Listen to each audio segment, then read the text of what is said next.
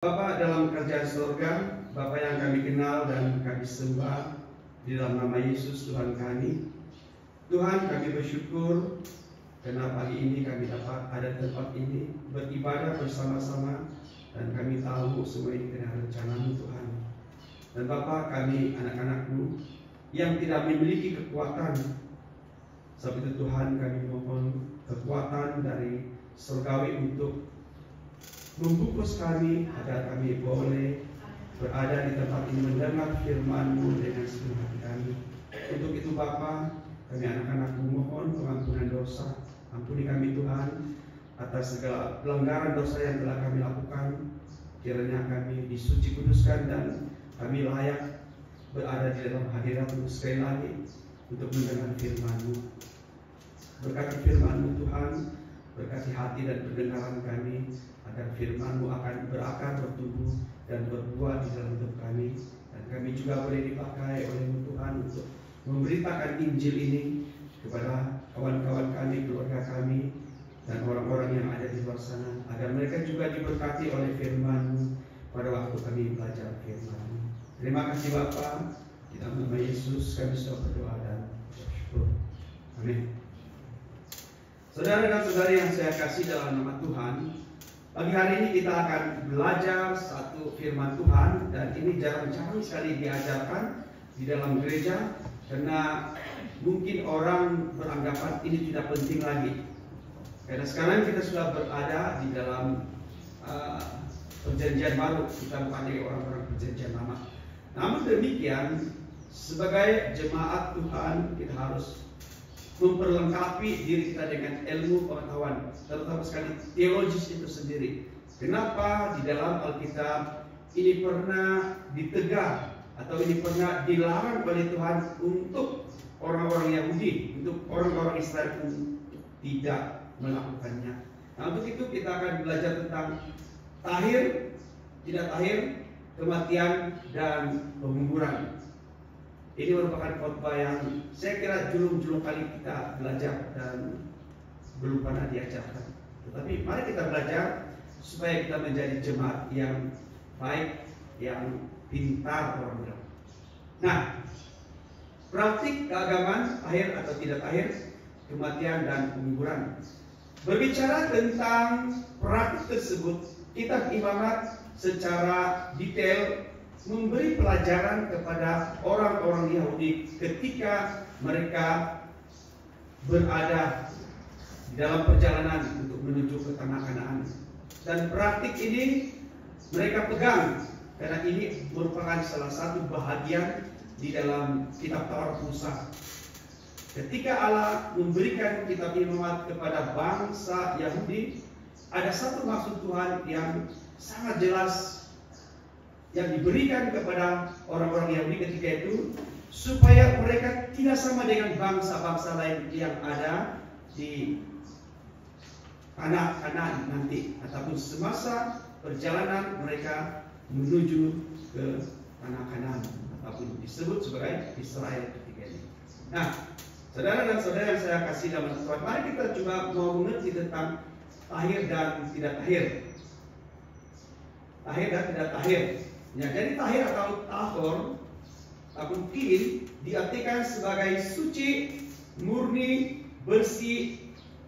Tahir tidak dimaksudkan untuk kebersihan dan sanitasi atau moralitas, tetapi lebih terkait dengan keadaan ritual. Nah, jadi Alkitab ataupun kitab Imamat menjelaskan apa yang diterangkan tadi sebagai suci, murni, bersih itu bukanlah tentang kebersihan secara fisikal itu, tetapi berkaitan tentang ritual.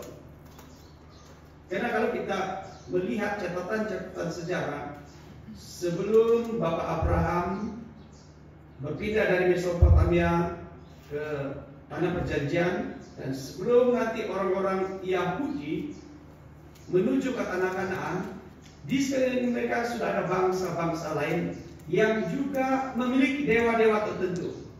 Dan dalam masa mereka mengamalkan ritual-ritual mereka, mereka juga ada perkataan tentang tahir dan tidak tahir. Nah, ketika Allah menyediakan umatnya untuk memahami apa itu tahir dan tidak tahir, sudah tentu ia berbicara tentang ritual yang umatnya akan jalankan ketika itu nanti. Yang kedua, tidak tahir atau tami. Unclean adalah lawan dari kata tahir yang bermakna najis atau kotor secara ritual. Jadi sesuatu ritual itu tidak akan diterima jika sekiranya orang yang menjalankan ritual tersebut berada dalam keadaan yang najis. Yang ketiga, konsep tahir dan tidak tahir di timur dekat kuno selalu terkait dengan para dewa. Nah, seperti yang sudah saya jelaskan tadi, orang-orang Yahudi atau bangsa Israel ini dikelilingi oleh bangsa-bangsa lain yang menyembah dewa-dewa, dan mereka juga mengamalkan tentang tahir dan tidak tahir, tentang kudus dan tidak kudus. Jadi konsep ini mempengaruhi pertemuan dengan dewa di kuil mereka. Kalau seseorang itu pribadinya tidak suci, maka orang itu tidak akan dibenarkan untuk masuk ke dalam kuil. Bagi orang Israel pula, jika seseorang tidak tahir, dia tidak boleh turut serta dalam makan bersama raja. Nah, di dalam peraturan istana raja juga ada bahagian-bahagian yang ditekankan tentang tahir dan tidak tahir. Tidak mungkin seorang yang tidak tahir, raja benarkan untuk duduk dekat bersama dengan dia, makan santapan raja. Pasti orang itu tidak akan dibenarkan. Nah, pengertian tahir dan tidak tahir. Dalam perjanjian lama, konsep tahir dan tidak tahir terbagi kepada 4 kategori, yaitu makanan, penyakit kulit, kematian, dan fungsi seksual. Nah, keempat tempat ini merupakan bahagian yang kitab Imamat jelaskan secara terperinci dan sangat diikuti oleh orang Yahudi atau orang Israel ketika itu. Karena ini tidak boleh mereka berada dalam keadaan yang tidak tahir ataupun dalam keadaan najis ketika mereka mau melakukan apa-apa upacara. Nah, konsep tahir atau tidak tahir dalam makanan, mari kita perhatikan. Selama ini kamu pasti tahu bahwa Alkitab menjelaskan babi tidak dibenarkan disentuh oleh orang Yahudi. Dan ini juga bukan hanya orang Yahudi, tetapi di dalam zaman sekarang ada aliran yang tidak memakan babi, karena mereka masih memegang hukum Taurat ataupun sebahagian dari hukum Taurat itu untuk tidak membenarkan jemaatnya memakan babi.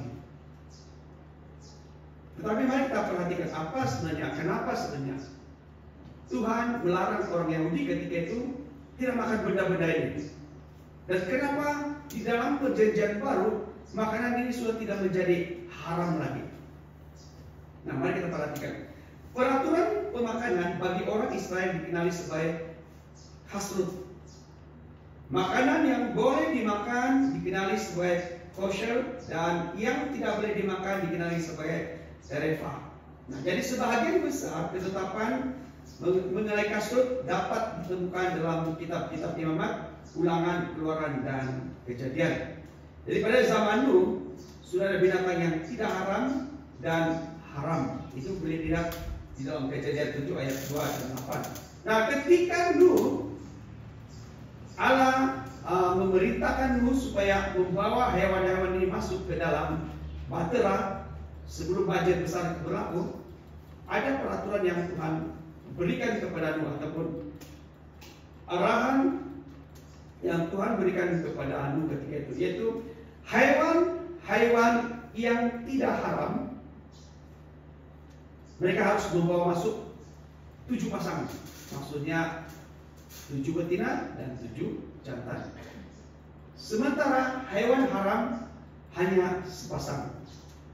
Jadi kalau babi merupakan hewan haram ketika itu, babi betina 1, babi jantan 1. Salah satu mungkin yang boleh dipikirkan, kenapa hewan seperti babi hanya dibenarkan sepasang, karena kalau hewan ini membiak, dia membiak banyak dan sangat cepat. 3 bulan seekor babi akan membiak. Setahun lebih kurang 4 kali dia akan membiak. Sementara hewan-hewan yang tidak haram ini, dia membiak sangat lambat. Sebagai contoh, sapi hanya membiak seekor dan paling banyak berekor dalam setahun.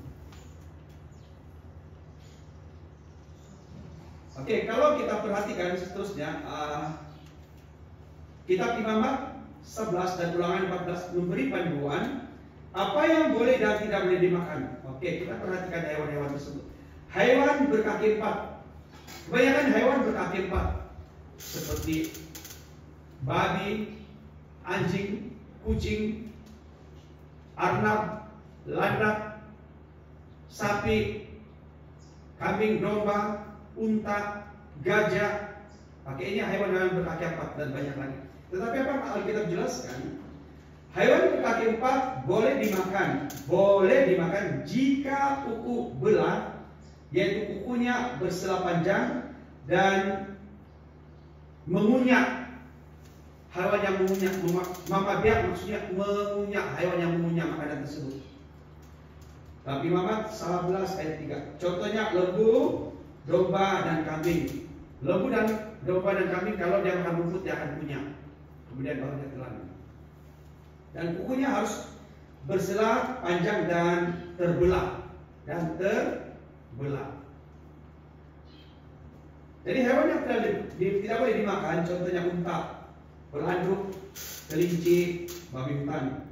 Kalau unta, dia memang mempunyai kuku belah, tetapi kuku belah dia tidak terbelah sepenuhnya. Tapaknya walaupun dia ada kuku belah, tetapi tapaknya masih ada kulit yang menutupi, supaya pada waktu dia menginjak pasir itu kakinya tidak akan tenggelam. Seolah-olah ada satu tapak besar yang membantu dia untuk tidak tenggelam dalam pasir. Jadi hewan yang mempunyai kuku belah ini tetapi tidak terbelah sepenuhnya tidak boleh dimakan. Itu ketika zaman Perjanjian Lama. Dan juga pelanduk pun sama juga. Kelinci dan babi hutan. Ini babi ini paling sedap nih, kenapa tidak boleh makan? Karena babi tidak mengunyah. Ngep-ngep talan. Sebab itu babi rakus. Kalau kita kasih babi makan, dia berbunyi-bunyi. Tapi dagingnya sangat sedap. Macam mana salah masak pun tetap sedap. Nah, kalau mau masak babi kuning, terserah masak tetap sedap. Rugi orang Yahudi ketika itu. Tapi sebenarnya sebelum hukum Taurat diberikan kepada Musa, kira-kira apakah orang Yahudi makan babi? Saya pikir mereka pasti akan makan babi ketika itu, karena hukum Taurat belum diberikan. Ketika mereka masih berada di Mesir, karena di Mesir kan babi juga merupakan salah satu hewan yang mereka gunakan dalam hal-hal korban. Ada di Mesir ketika itu, pasti orang Yahudi makan. Tapi setelah hukum Taurat diberikan, maka hewan ini sudah menjadi haram bagi mereka. Nah, yang kedua, hidupan dalam air boleh dimakan jika bersirip dan bersisik. Jadi hewan yang mempunyai sirip dan mempunyai sisik itu boleh dimakan.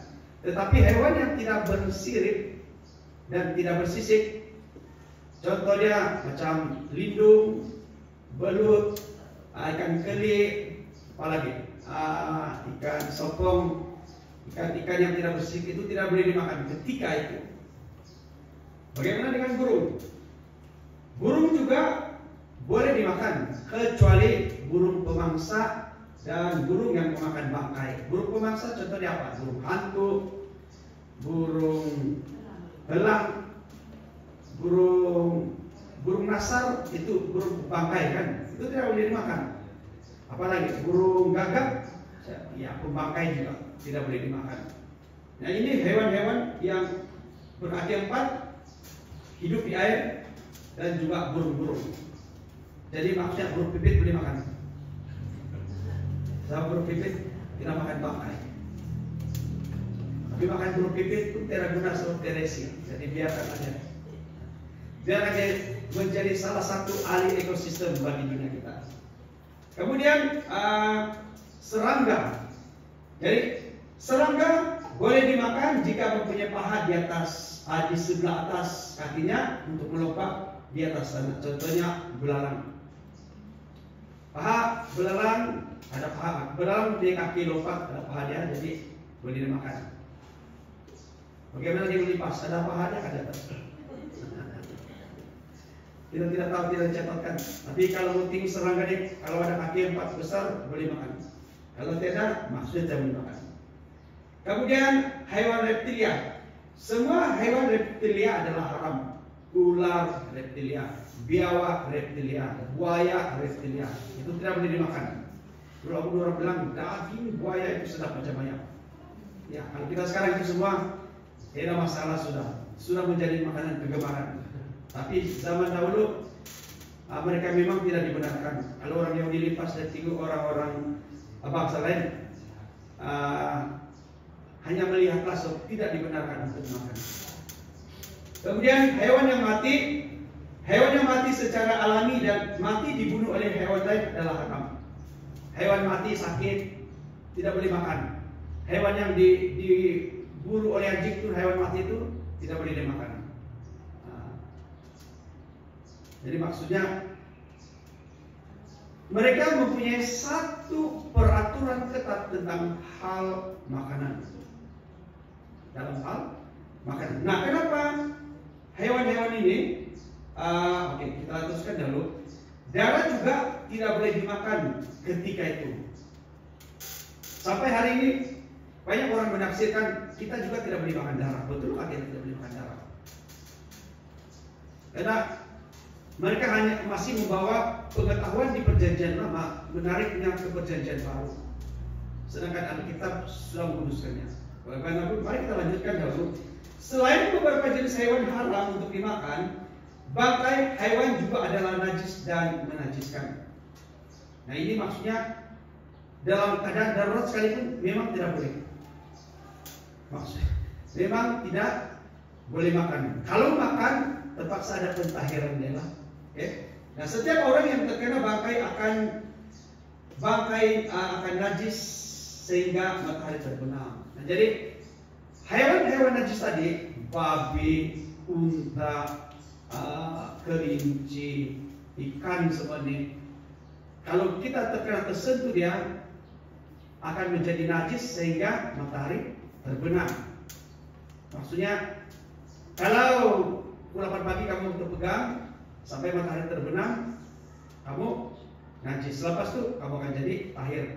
Kalau selepas matahari terbenam pukul 9 pagi malam kamu terpegang, maka esok hari selepas matahari terbenam baru kamu jadi tahir.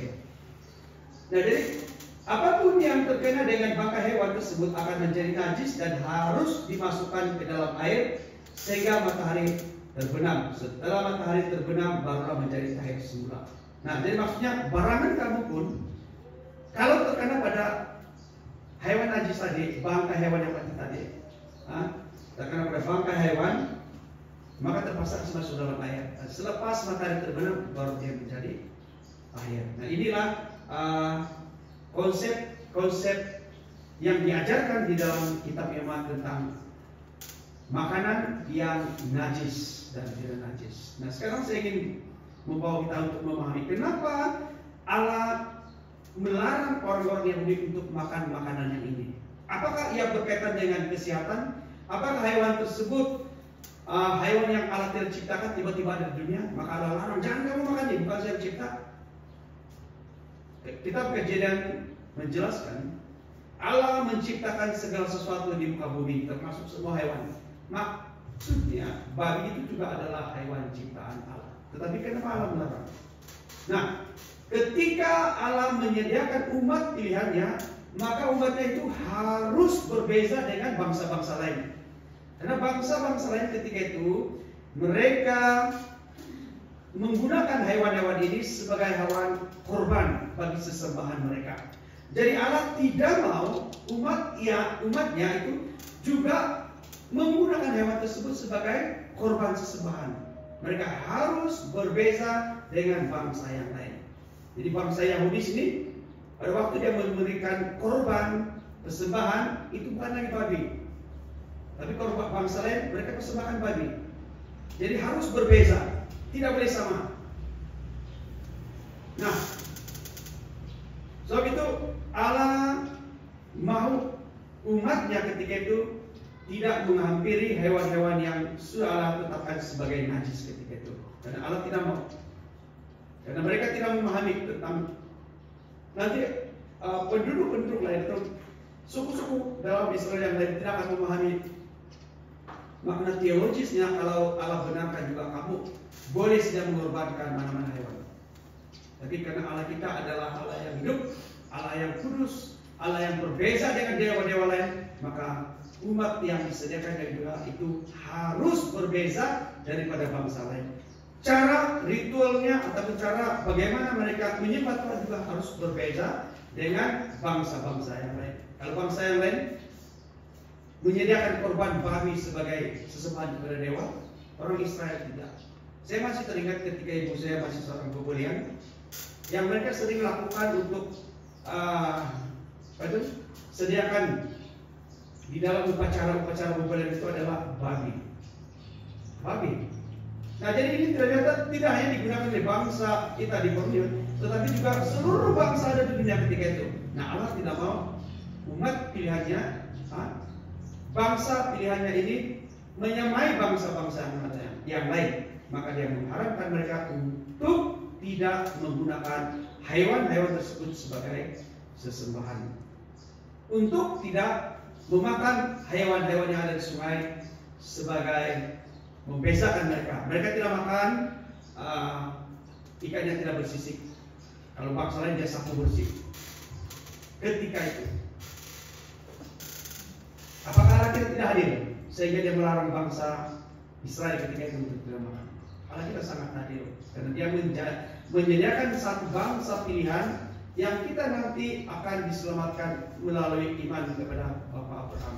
Karena Bapak Abraham adalah Bapak bagi orang-orang yang beriman, dan kita adalah anak-anaknya yang beriman.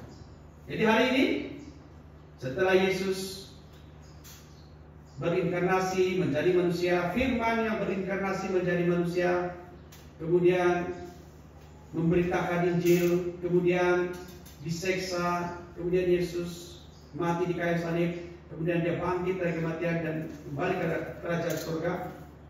Semua makanan-makanan yang unclean tadi, yang tidak bersih tadi, yang tidak tahir tadi, sudah tidak lagi menjadi berkesan kepada kita. Karena sekarang kita menyembah di dalam Yesus Kristus. Karena kita tahu Allah yang kita sembah adalah Allah yang hidup, yang kita kenal melalui Alkitab, yaitu Yesus Kristus. Tidak lagi, kalau bangsa dulu mereka tidak mengenal, menyebut nama Tuhan saja mereka sangat takut, bangsa Israel. Tapi kita hari ini kita kenal Yesus sebagai Tuhan kita, yang sudah mati bagi kita, yang sudah bangkit bagi kita, yang memberikan pengharapan bagi kita. Maka makanan-makanan haram ini sudah tidak menjadi haram bagi kita. Darah yang dibilang haram itu juga sudah tidak haram bagi kita. Karena Alkitab menjelaskan, bukan yang masuk di dalam mulut kamu itu yang menajiskan, tetapi yang keluar dari hati kamu itu yang menajiskan. Jadi maksudnya makanan ini tidak lagi menjadi najis bagi kita buat masa sekarang. Lalu kalau ada orang bertanya kepada kamu, kenapa kamu makan babi?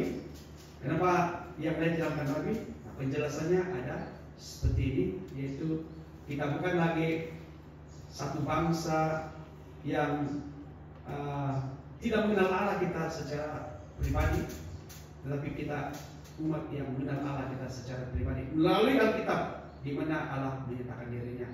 Dan sekarang Allah tidak lagi membezakan, karena ketika itu di zaman perjanjian lama, orang-orang Yahudi yang merupakan bangsa pilihan, bangsa-bangsa lain ketika itu adalah bangsa-bangsa yang tidak mendapat karunia daripada Tuhan untuk mengenal Allah tersebut. Walaupun ada bangsa-bangsa lain yang masuk di dalam Yahudi, mereka akan ikut ritual orang Yahudi dan memang tidak akan menyentuh makanan-makanan najis ini. Tetapi karena hari ini Allah yang kita kenal itu Yesus Kristus, dia bukan hanya Allah bangsa Yahudi ketika buat masa sekarang, tapi dia adalah bangsa bagi seluruh umat manusia yang ada di bumi ini. Maka tidak ada lagi yang memisahkan, tidak ada lagi yang membedakan kita. Ini orang dusun, ini orang Melayu, itu orang Filipin, itu orang Bugis, itu orang Dayak, ini orang bukan Dayak. Tidak ada lagi seperti itu. Di dalam Yesus Kristus kita adalah satu, kita mengenal Dia. Maka tidak ada lagi haram, maka tidak ada lagi makanan-makanan yang haram. Amin. Boleh mengerti? Seterusnya kita pergi kepada konsep tahir atau tidak tahir dalam makanan DM. Nah, ini berkaitan tentang kenapa saya mau kamu melihat tentang suku-suku lain atau bangsa-bangsa lain yang ada di sekitar orang Israel, supaya kita tahu rupanya bangsa lain juga sudah mengamalkan ini. Nah, meskipun di luar Israel kuno tidak ada sistem yang dikenal komprehensif dalam membedakan antara makanan yang diizinkan dan dilarang, namun larangan pemakanan ditemukan di timur dekat kuno dari Mesir ke Babilonia. Inskripsi dalam kuil di Mesir memasukkan sebagai makanan hewan yang tidak boleh dimakan oleh beberapa golongan. Lembu dilarang untuk dimakan di kuil Dendera karena Dewi Hathor dimanifestasikan dalam bentuk lembu. Nah, kalau kita melihat di dalam agama-agama tertentu juga mereka masih sampai hari ini sangat melarang dia punya panganan untuk tidak makan lembu. Sebagai contoh di India mereka memang sangat melarang. Mungkin di negara-negara lain lagi yang mengamalkan agama Hindu dan Buddha, mereka sangat tidak memakan hewan-hewan tersebut. Kemudian di Mesopotamia, makanan hewan tertentu dilarang pada acara-acara khusus seperti ritual di mana babi dikorbankan. Nah, babi mereka kasih korban, hewan lain tidak dimakan ketika ritual itu. Zoroaster di Persia percaya bahwa individu menjadi najis karena mereka telah mengisi diri mereka dengan hewan jahat, serangga, reptilia, dan bintang buas pemangsa. Nah, ini mereka yakin, keyakinan mereka. Kalau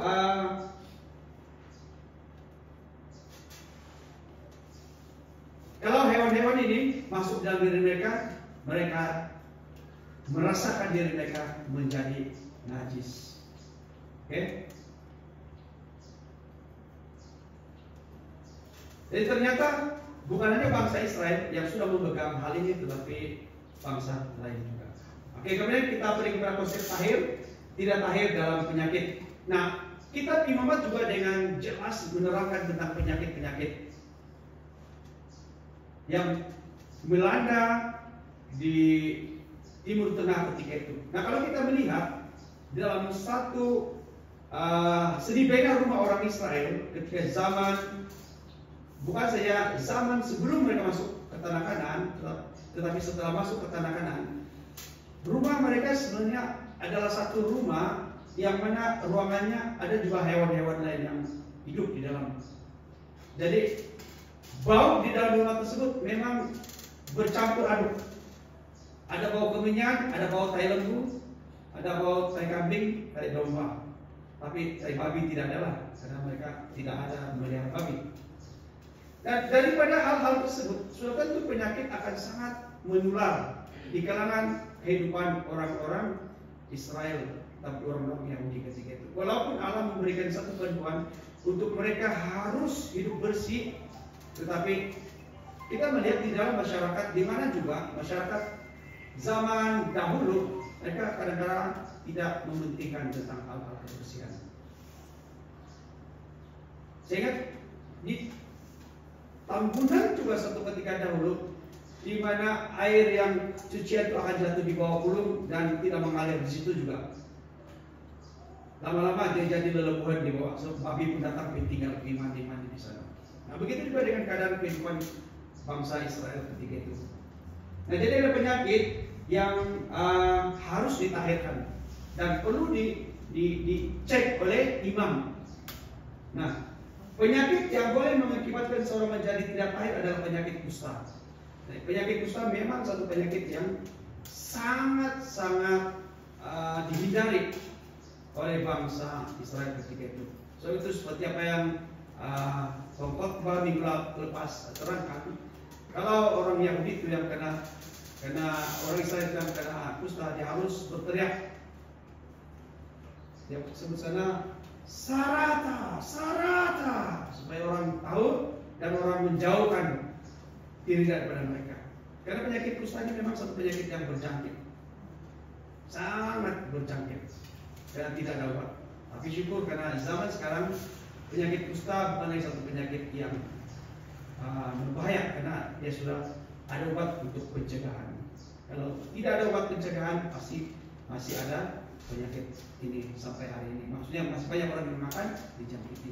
Nah, jadi ciri-ciri penyakit kusta dalam Imamat 13: bengkak, berbitil-bitil, bulu putih, dan penyakit itu lebih dalam dari kulit. Bintil-bintil meluas pada kulit. Ada daging liar yang timbul pada bengkak. Sarata tidak hanya ada pada manusia, tetapi muncul juga pada pakaian bulu domba, pakaian linen, atau objek yang diperbuat daripada kulit. Ini boleh dicek dalam Imamat 13. Dan rumah, maksudnya dinding rumah juga ada kusta. Kalau dinding itu mula membentuk satu corak-corak, maka itu akan perlu dicek oleh imam sama ada itu kusta atau tidak. Karena ketika mereka di dalam perjalanan menuju ke tanah Kanaan, rumah mereka bukan rumah macam kita. Rumah mereka adalah terbuat daripada, orang Indonesia bilang tenda-tenda ataupun kemah-kemah.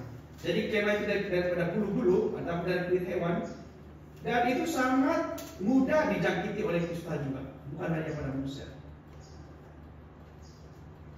Jadi jika dinding rumah itu ataupun kemah tadi dijangkit kusta, maka mereka harus membersihkan rumah tersebut. Jadi manusia, barang-barang dan rumah yang dinyatakan terkena kusta oleh imam adalah najis. Dan kita ataupun penduduk ketika itu mereka tidak boleh mengesahkan, wah ini karena najis, ini karena kusta, tidak. Tetapi imam yang Allah lantik untuk memimpin bangsa Israel ketika itu, mereka akan datang untuk cek. Kalau ini kusta, maka barang tersebut akan menjadi tidak tahir. Nah, orang yang kena kusta harus berpakaian cabik-cabik, rambutnya terurai, harus menutupi mukanya sambil berseru najis. Orang tersebut harus tinggal di luar perkemahan. Nah, jadi maksudnya perkemahan maksudnya satu kumpulan ataupun perkumpulan perkemahan. Mereka tidak berada di sini, tetapi mereka harus berada di satu tempat yang lain. Pakaian mereka cabik-cabik itu, koyak-koyak, muka harus ditutup, dan tidak boleh bergaul dengan orang-orang lain.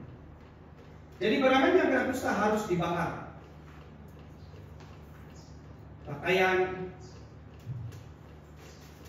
ataupun kemah tadi harus dibakar.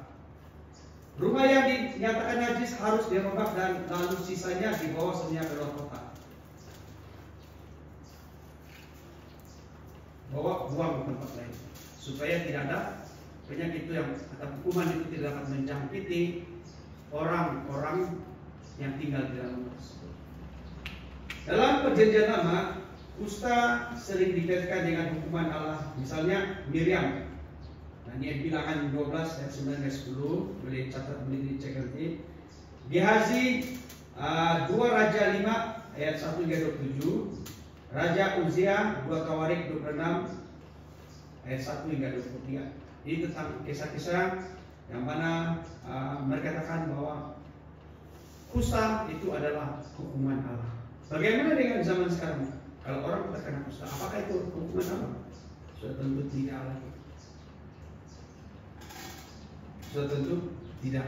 Tapi ketika itu, zaman itu, ya, kusta itu adalah salah satu hukuman yang Allah berikan kepada orang tertentu. Seperti Miriam ketika dia memperkatakan tentang Musa, dia memperkatakan yang tidak baik, maka Allah menghukum dia dengan memberikan dia penyakit kusta. Gehazi, bujang siapa ini? Elisa. Ketika dia menerima duit daripada Naaman, maka apa yang berlaku pada Gehazi? Semua penyakit kusta Naaman itu kembali ataupun berpindah kepada Gehazi. Konsep tahir tidak tahir dalam penyakit. Jadi proses untuk menyatakan seseorang atau barang itu najis akibat kusta dijelaskan secara terperinci dalam Imamat 13. Nanti kamu boleh cek dari Imamat 13 itu. Orang bilang kitab Imamat adalah satu kitab yang sangat memboringkan untuk dibaca. Sebenarnya tidak.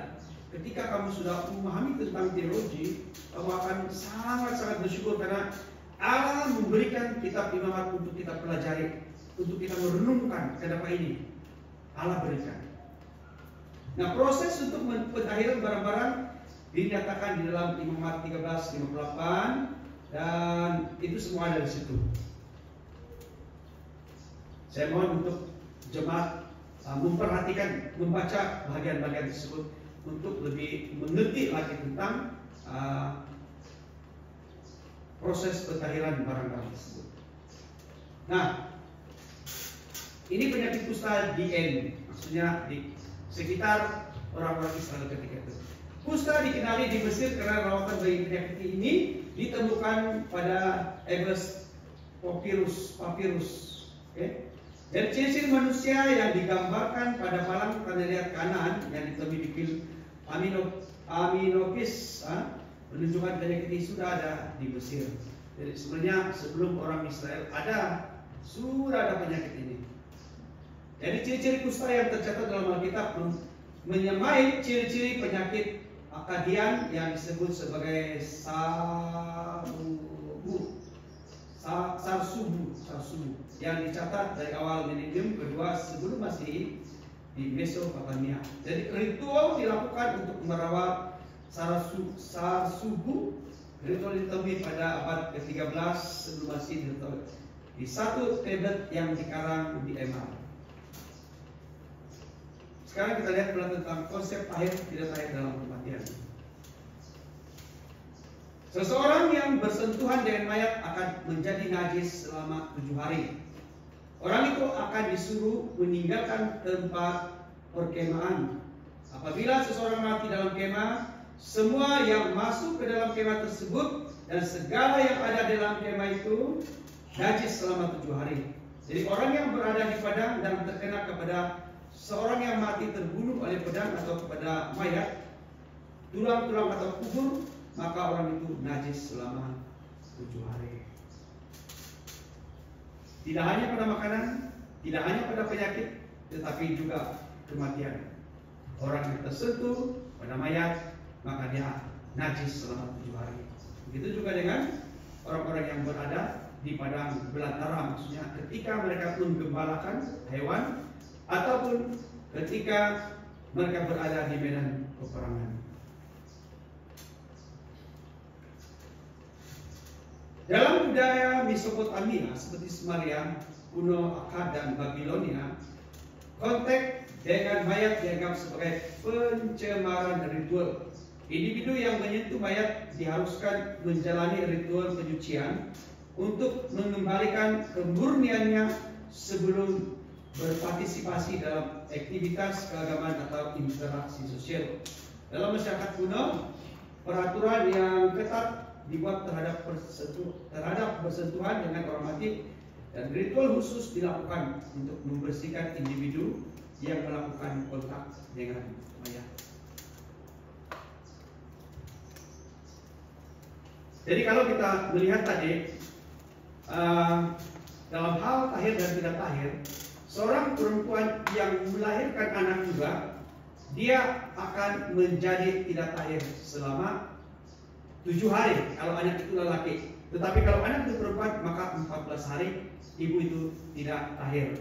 Selepas 14 hari baru dia akan menjalani proses pentahiran yang dilakukan oleh imam ketika itu. Jadi bagaimana dengan kita dalam kehidupan sekarang ketika kita menghadiri kematian? Apakah kita lagi masih setelah kita sentuh mayat kita menjadi tidak tahir, tetapi setelah kita ikut di perkuburan kita menjadi tidak tahir.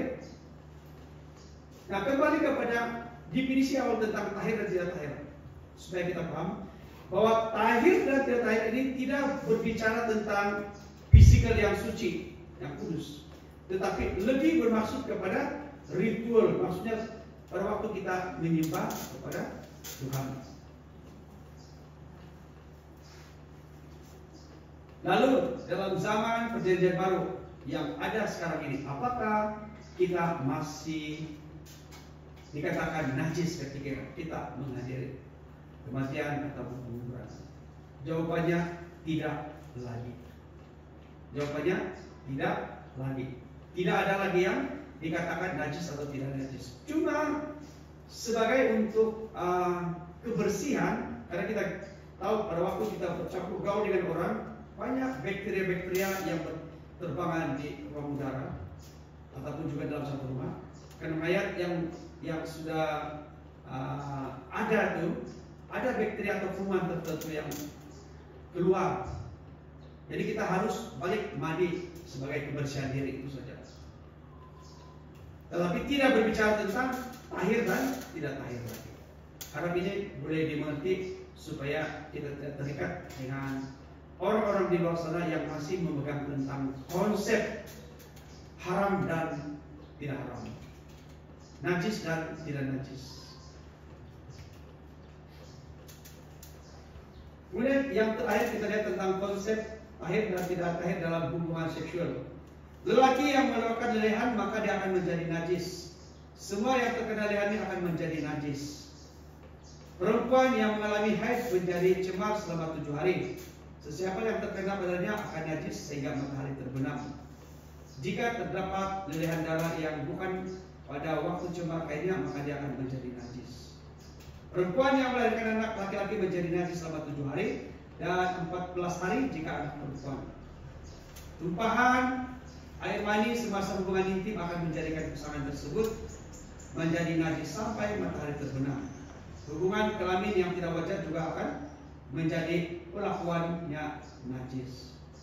Jadi ini adalah konsep hubungan seksual atau tentang fungsi seksual. Kenapa ketika Allah sangat membenci terhadap anak si Yehuda. Ada anak si Yehuda yang kita sudah pelajari 3 minggu lalu saya kira. Ketika dia melakukan hubungan dengan Tamar, dia tidak membenarkan air maninya berada di dalam rahim Tamar. Dia menyebabkan air mani tersebut keluar begitu saja. Itu menjadi satu kebencian ataupun kekejian bagi Allah. Sampai itu seorang yang sudah digelar suami istri, kalau mereka belum memiliki anak dan mereka melakukan tindakan-tindakan seperti itu adalah satu kekejian dan sangat-sangat Allah tidak suka. Dan pada waktu Allah berfirman kepada Adam dan Hawa, beranak cuculah, penuhilah bumi ini. Maksudnya tujuan orang berkawin adalah untuk adanya generasi, adanya anak-anak. Tetapi ketika mereka menolak anugerah yang Tuhan berikan, maka mereka adalah orang yang sangat keji di mata Tuhan. Jadi kalau sudah ada anak, kalau itu berlaku bagaimana? Kalau sudah ada anak dan itu berlaku, itu bukan lagi sesuatu yang dikatakan sebagai kekejian bagi Tuhan. Karena ingat, perkawinan itu yang diberkati oleh Tuhan. Kita kembali kepada prinsip Alkitab yang pertama, itu beranak cuculah, penuhilah bumi ini. Mereka pasangan yang baru kawin yang belum beranak harus tidak melakukan tindakan-tindakan yang sangat dibenci oleh Tuhan. Karena ini hal membunuh juga. Hal membunuh, tidak memegang anugerah ataupun tidak bersyukur atas anugerah yang Tuhan sudah berikan. Kemudian saya kira kita sudah kerjakan satu yang ini. Oke, tentang penguburan. Oke.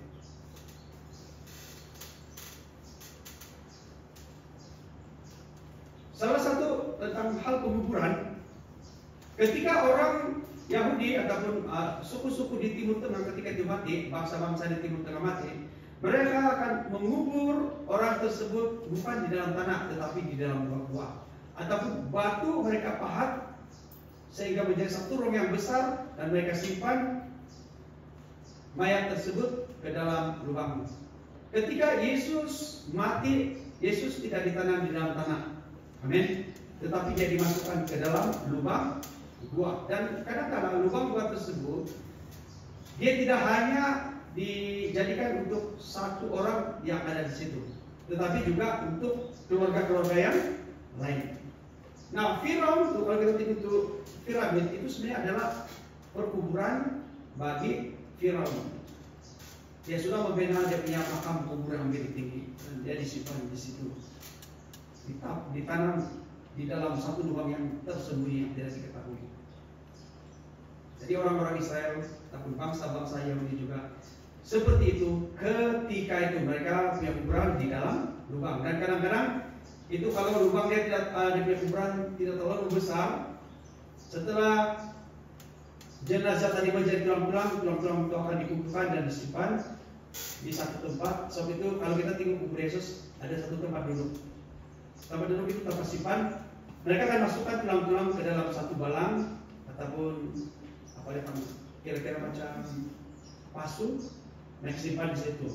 Jadi yang mati lagi dia akan letak di situ. Jadi maksudnya itu menjadi perkuburan bagi keluarga. Ingat tentang Abraham ketika istrinya Sarah mati, dia memberi kubur di Makapela untuk istrinya. Nanti setelah dia mati, dia juga dimasukkan di sana. Dan begitu juga dengan Ishak dan Yakub, mereka disimpan, dikuburkan di satu tempat bersama-sama dengan leluhur mereka di dalam satu lubang atau dalam satu gua yang sudah diberi oleh Abraham. Nah, ini cara orang-orang di bangsa-bangsa lain. Ini bukan bangsa Yahudi.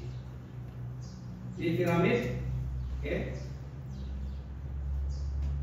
Kemudian kita lihat sebagai kesimpulan, tahir dan tidak tahir adalah berkaitan dengan ritual.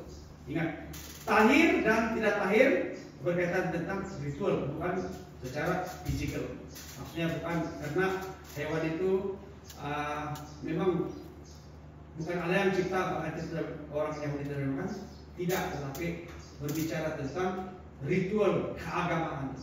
Ini karena Allah mahu umatnya berbeza dengan bangsa-bangsa lain yang ada di sekitar mereka. Karena bangsa-bangsa lain yang ada di sekitar mereka ketika itu juga melakukan ritual kepada dewa-dewa sesembahan mereka. Hewan babi merupakan hewan kurban yang mereka persembahkan kepada dewa-dewa mereka. Seperti orang Yahudi tidak boleh makan babi, tidak boleh kasih korban babi, tidak boleh satu babi. Allah menyediakan satu umat kudus yang tidak sama dengan bangsa-bangsa lain. Hari ini semua itu sudah tidak berlaku lagi. Tetapi sebagai umat Tuhan, kita harus memiliki pengetahuan, kepahaman dari segi teologis, supaya pada waktu ada orang bertanya kepada kita, kenapa kamu makan babi, sedang yang satu agama yang Kristen ini tidak makan babi, nah, kita boleh memberi satu jawaban yang jelas berdasarkan teologis, berdasarkan Alkitab juga. Dan orang dari aliran gereja ini tidak makan babi karena mereka sejak dari dahulu adalah golongan Kristen Nasrani. Nasrani bermaksud adalah Kristen yang mengamalkan hukum Taurat. Sementara kita adalah Kristen pengikut Kristus. Kita bukan disebut sebagai Nasrani. Kita adalah Kristen. Sementara mereka adalah Kristen Nasrani yang masih mengamalkan tidak makan babi. Boleh mengerti kan? Jadi kita akan berhenti sampai di sini karena saya percaya semua kita sudah tahu tentang konsep tahir dan tidak tahir. Jadi selepas ini nanti kita tidak perlu ragu-ragu lagi. Jangan lagi bilang, ayah tidak dapat makan babi sudah. Tidak, kita makan babi. Sedap. Malangnya babi habis sudah. Amin. Saudara dan saudari, sebagai umat Tuhan sudah mendengar firman Tuhan sebentar tadi, maka dengan kemarin kita sama-sama bangkit berdiri, kita mau mengucapkan pengakuan iman.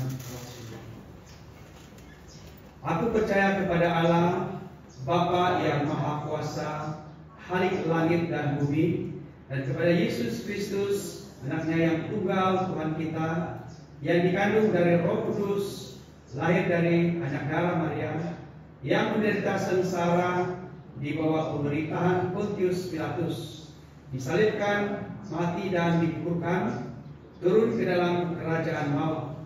Pada hari yang ketiga bangkit pula dari antara orang mati, naik ke surga, duduk di sebelah kanan Allah, Bapa yang Maha Kuasa.